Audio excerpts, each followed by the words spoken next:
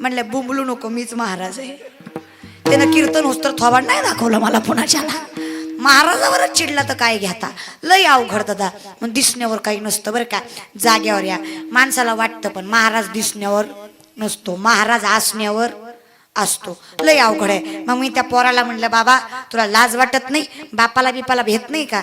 ती म्हणला, आपण आपल्या बापाला सुद्धा भेट नाही. म्हणलं, बापाला भेट नाही, आपल्याला काय भ्यायचंय? समोरून त्याचा बाप आला, त्यानं चोळलेली माव्याची मूठ पटकून मागं घेतली. मी म्हणलं, कार आताच म्हणला होता ना बापाला भीत नाही. ती म्हणला, बापाला भिणाऱ्यातला मी नाही. म्हणलं, मग मागं का घेतली? ती म्हणला, ती आवला त्यातलीच अर्धी मागताय म्हणून मागं घेतली. बापच ह्या जातीचा, पोरग काय माळकरी निघणार आहे का?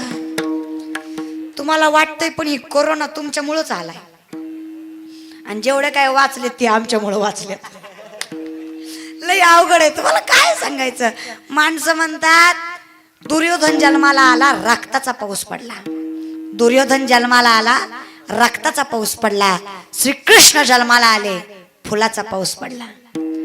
तुम्ही आम्ही जन्माला आला, भर पावसाळ्यात पाऊस गेला, आणि जेव्हा नाही तेव्हा पडला महाराज.